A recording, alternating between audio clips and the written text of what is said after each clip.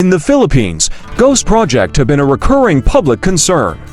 Media investigations and government audits have revealed instances where public works were reported as completed on paper, but were absent on the ground. In his fourth State of the Nation address, SONA, in July 2025, President Marcos reported that his administration had implemented over 5,500 flood control projects and announced plans for at least 10 large-scale projects amounting to more than 500 billion, $10.15 billion United States dollars, over the next 13 years. Since 2024, a series of allegations of corruption, mismanagement, and irregularities in government-funded flood management projects have been occurring in the Philippines under the administration of President Bongbong Marcos. The controversy centers on billions of pesos allocated for flood management initiatives, reports of ghost projects, substandard construction, and the alleged cornering of contracts by a small group of favored contractors.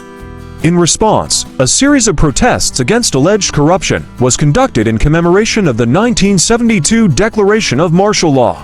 In his fourth State of the Nation address, SONA, in July 2025, President Marcos reported that his administration had implemented over 5,500 flood control projects and announced plans for at least 10 large-scale projects amounting to more than 500 billion, $10.15 billion United States dollars, over the next 13 years. The Department of Public Works and Highways DPWH justified these projects as urgent measures to mitigate flooding, particularly in Metro Manila and Central Luzon, but admitted that poor waste management practices were aggravating the flooding problem. Marcos later vetoed Philippine peso 16.7 billion, $339.09 million United States dollars worth of flood control projects included in the 2025 national budget, citing redundancy and improper project placement. In August 2025, the Senate Blue Ribbon Committee launched a motu proprio investigation dubbed Philippines Underwater into alleged irregularities in flood control projects. In August 2025, the Senate Blue Ribbon Committee launched a motu proprio investigation dubbed Philippines Underwater into alleged irregularities in flood control projects. DPWH officials acknowledged possible ghost projects in Bulacan, particularly in Calumpit, Hagonoy, and Malolos, where Wawaw builders reportedly bagged Philippine peso 9,182.74 million United States dollars worth of contracts. According to Justice Secretary Jesus Crispin Ramola, a lawyer provided an insight into a Philippine peso 5,101.52 million United States dollars ghost project in Central Luzon, suggesting that the contractor could receive up to 40% of the project. License renting schemes. Reports emerged that contractor licenses rated AAA or quadruple were being leased to smaller builders, a practice linked to substandard construction output. Contractor monopolies. Senators allege that a small group of contractors had cornered contracts worth around 100 billion to 0.03 billion United States dollars, raising concerns over competition and transparency. Marcos revealed that only 15 out of 2,409 of the accredited contractors were awarded 100 billion, or 18% of the entire Philippine peso 545.6 billion, $11.08 billion United States dollars flood mitigation budget allocated by his administration from July 2022 to May 2025. Senator J.V. Ejercito criticized the lack of alignment between project funding and actual flood-prone areas, asking for proof of a comprehensive master plan.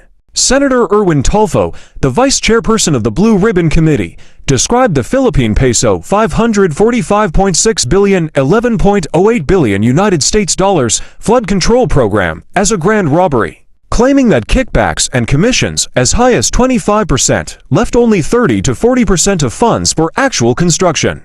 Senator Amy Marcos, the president's sister, called attention to stalled flagship projects such as the Paranaque Spillway and Laguna de Bay dredging, which were expected to alleviate flooding in Metro Manila but suffered from delays. Senator Bam Aquino raised concerns that the flood control budget exceeded allocations for school infrastructure, suggesting a misprioritization of public funds. On August 22, 2025, Representative Leandro Labist Batangas First reported to the Tal Municipal Police an alleged Philippine peso 3.1 million 62,940 for United States dollars and 16 cents Bribery by DPWH Batangas 1st District Engineer Abelardo Colalo at his office in Tal, Batangas. The bribery was intended to stop an investigation by the House. Colalo was arrested in an entrapment operation later that day. On August 26th, Levist filed bribery and corruption cases against Colalo before the office of the Batangas provincial prosecutor. He also urged Colalo to be a state witness in such investigation. In Oriental Mindoro, a dispute arose between Governor Humerlito Dolar and the provincial board over his dredging-based flood control program, which the latter questioned for its legality and transparency. The provincial board called for investigations, while Dolar defended the initiative as cost-free. In August 2025, a 100 million to 0.03 million United States dollars flood control project in Lucena, Quezon, under the office of Representative David Suarez Quezon II, collapsed, raising significant public concern. The project, built along the Dumasa River near the city proper, drew criticism after a video circulated showing part of the structure falling apart. Observers noted it appeared to have been constructed with a mix of sand and cement and featured minimal steel reinforcement. Critics have cited this as a clear indicator of poor construction practices and possible misuse of infrastructure funds.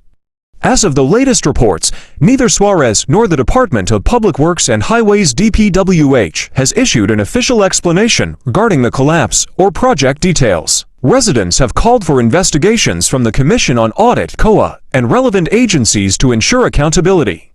The incident renewed broader discussions about anomalies and corruption in flood control funding currently under Senate investigation. Thank you so much for your love and support on my channel. See you again on my next vlog.